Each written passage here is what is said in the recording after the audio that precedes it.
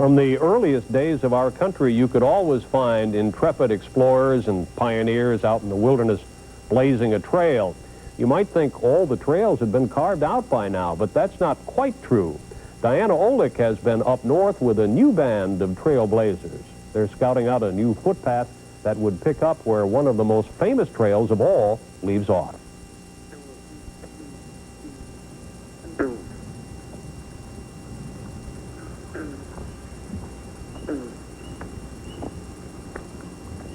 This is kind of my gift to myself after 16 years of education, and here I am celebrating education. There are as many reasons to hike the Appalachian Trail as there are Appalachian Trail hikers, winding their way through the hidden natural wonders of 14 states, from Georgia to Maine, or Maine to Georgia, or just a stretch of forest somewhere in between. They've been exploring this spectacular 2,000-mile footpath for the better part of a century. His idea was to connect things together, to connect communities, to connect the mountains, to connect the landscape. And to connect people. That's what Benton MacKaye envisioned. As the story goes, during a graduation trip of his own in 1900, Benton MacKaye stood atop Stratton Mountain in Vermont and visualized a trail connecting the Appalachians.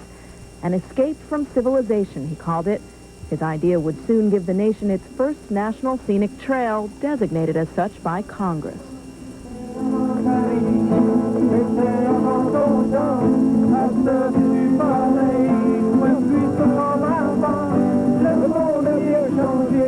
But the Appalachian Mountains don't end in the United States, so why should the trail? To promote hiking, backpacking, and other forms of trail. Now, 3 more men, one from Maine, one from New Brunswick, and one from Quebec, are connecting people once again, brought together hoping to lengthen Benton MacKaye's vision. 5 years or 10 years down the road. It was one of those things, you had to, we did exactly the way Benton MacKaye did it. We put it on the table and said, does anybody think this is an interesting idea? The idea, an international Appalachian trail extending from Mount Katahdin in Maine through New Brunswick to Mont Jacques Cartier in Quebec.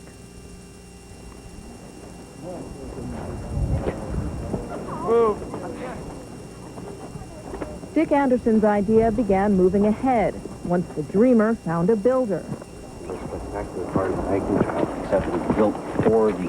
Andrew Wake, a native of Quebec, envisions their 250-mile international trail will be fully cleared by the year 2000.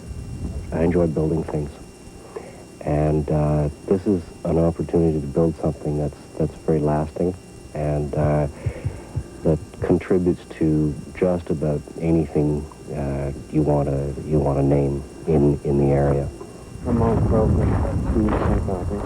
I got this call from Dick Anderson in Maine suggesting this idea. But a dreamer and a builder needed a planner. Michel Albert of the New Brunswick Economic Development Office saw another path in the international trail. We've got NAFTA, we've got all sorts of commercial agreements in North America, and this footpath, recreational footpath, is a great idea to link people from Canada to the United States.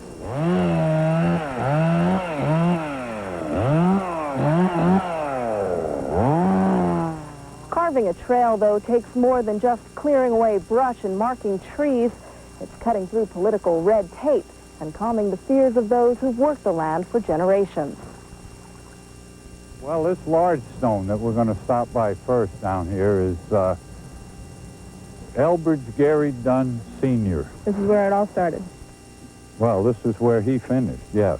It is 5 generations, and I'm very proud to try and continue the heritage that, in changing times, that they started.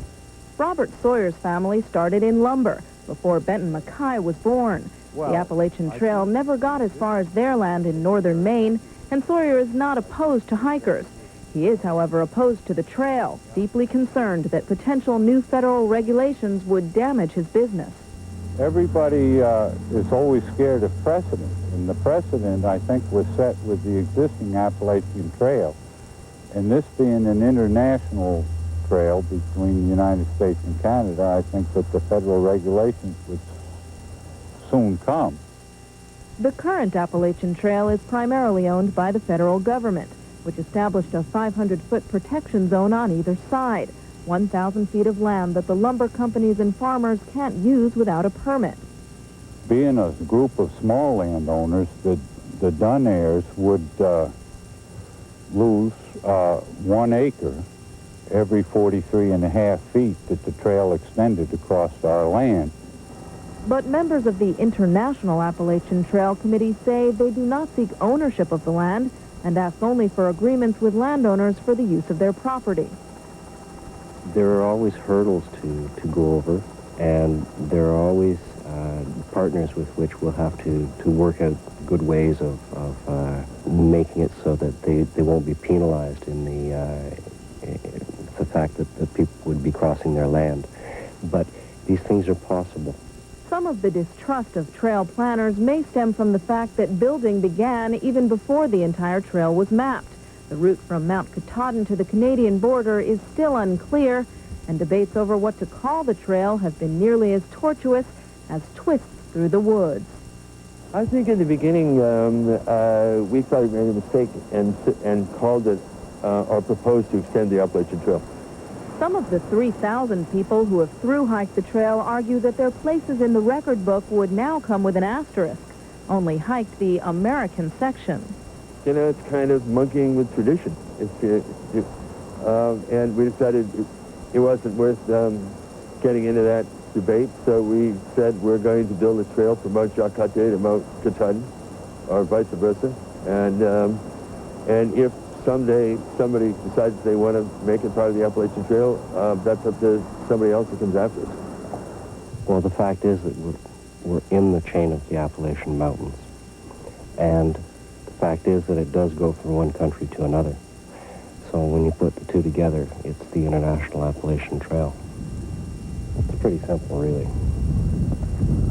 The mountains are simply the same, one range, even if some of the plants may change along the way, and the only caribou on the trail are at the end, or beginning, on Mont Jacques Cartier. The mountains were tied together before the first inch of any trail was cut, and these three men, like others before them, try to make the world a little smaller by making the trail a little longer. We're very happy to be able to announce today that this is the start of the first section in Quebec of the International Appalachian Trail. Do you want to be in the history books next to Benton MacKaye? No, I don't think that's the way it would work out. But I certainly want to see a trail that has been built and be able to say, well, I helped. I think any trail is a connection. I mean, they lead people to places to see things that they normally might not see, and they lead them to do things that other people do.